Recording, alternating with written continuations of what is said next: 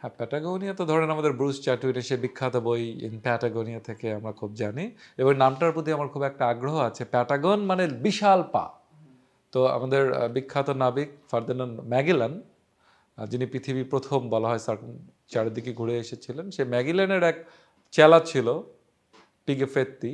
উনি খুব গুলবাজ ছিলেন, উনি এসে অদ্ভুত সব গল্প বানাতেন। উনি এসে বলেছিলেন এই এলাকায় এমন মানুষ থাকে যাদের একজনের পা এত বড় যে বৃষ্টি আসলে সে পাটা মাথার উপরে তুলে ছাতা হিসেবে ব্যবহার করে।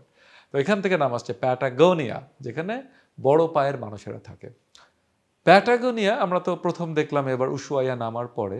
প্যাটাগোনিয়ার বৈশিষ্ট্য আমি আপনাকে বলি, পৃথিবীর অধিকাংশ পর্বতশ্রেণী তো আমাদের দেখা হলো, Himalaya, Alps, Atlas, Rocky, Andes, কিন্তু আন্দেজের শেষ যে লেজটা প্যাটাগোনিয়া, এখানকার মতো পর্বত পৃথিবীর কোথাও নাই। একমাত্র কারণ বলা যেতে পারে অ্যান্টার্কটিকা থেকে যে বাতাস আসে, দক্ষিণের হিমশীতল ধারালো ক্যাটোবেটিক বাতাস, এই বাতাস এসে আন্দেজের চূড়োগুলোকে একদম ছুরি দিয়ে মাখন কাটার মতো চাঁচাছোলা করে ফেলে।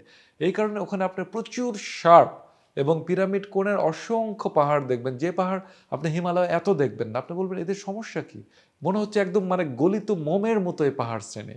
তো প্যাটাগোনিয়া পাহাড় দেখেই আমরা কয়েকদিন কাটিয়েছি। একটা পাহাড় শৃঙ্গ আমরা দেখতে চেয়েছিলাম, সিঙ্কো এর মানো মানে 5 ভাই, সেটা আমরা খুব কাছ থেকে দেখলাম। এরকম বেশ কিছু পাহাড় আমরা দেখেছি। প্যাটাগোনিয়ার একটা বন লাপাতাইয়া, এখানে আমি এবং আনিস ভাই গিয়েছিলাম, যেখানে মেঘ বনে ভরা, মানে মেঘ জমে আছে।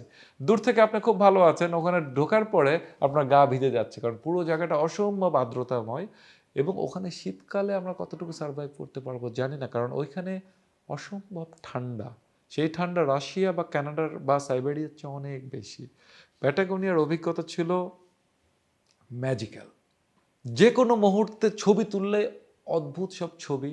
আমরা কন্ডর শকুনের ওড়া দেখতে গিয়েছিলাম, অন্য কিছু প্রাণী খোঁজার চেষ্টা করেছি, কিন্তু প্যাটাগোনিয়ার জন্য আবারও যেতে হবে।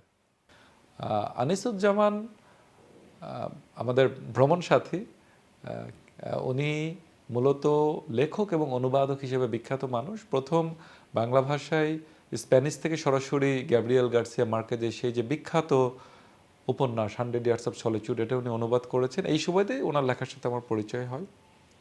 তো এটা নিয়ে একটা পোস্ট করার অনেক পরে আনিস ভাই একদিন আমাকে সরাসরি ফোন দেন, দিয়ে বললেন যে অনু, আপনারা দেখলাম অ্যান্টার্কটিকা যাচ্ছেন, আমি এবং আমার স্ত্রী যেতে পারি, আমি খুবই আগ্রহী, কিন্তু আমার একটা সমস্যা আছে। বললাম কী সমস্যা? বললো আমার বয়স তো 62। আমি সাথে সাথে হেসে ফেললাম, খুব হেসে বললাম যে আমাদের দলে 2 জন 80 বছরের লোক আছে, কাজে বয়স বলে আপনি সুবিধা করতে পারবেন না। তো উনি আমাদের ভাবি মেক্সিকোর মানুষ, ইসাবেল ভাবি, তার সাথে কথা বলে 5 মিনিট পরে আমাকে ফোন দিয়ে বললেন যে তখন তো ক্রিসমাসে ইসাবেল যেতে পারবে না, কিন্তু আমি যাচ্ছি, কথা ফাইনাল। তো এই আনিস ভাই আসলেন এবং তারপর আনিস ভাইয়ের লেখার সাথে আমার আগেই পরিচয় ছিল। উনি বেশ কিছু ক্লাসিক খুবই গুরুত্বপূর্ণ নোভেল, যেমন পেদ্য পারামো অনুবাদ করেছেন। এছাড়া মাস্টার পড়ানটাকে উপড়ে নামে ওইটা সম্প্রতি অনুবাদ হয়েছে। উনি কুয়ো নামে একটা বই অনুবাদ করে, মানে খুব গুরুত্বপূর্ণ কিছু কাজ করেছেন। কিন্তু উনি যেটা করেছেন অন্যরা যেটা করেনি, সেটা হচ্ছে মানিক বন্দ্যোপাধ্যায়ের পদ্মা নদীর মাঝি উনি অনুবাদ করেছেন স্প্যানিশে। তারপরে জহির রায়হানের 1000 বছর ধরে, এবং বর্তমানে মাহমুদুল হকের কালো বরফ নিয়ে কাজ করছেন। আমি আর্জেন্টিনার একাধিক বইয়ের দোকানে দেখলাম যে পদ্মা নদীর মাঝে বিক্রি হচ্ছে।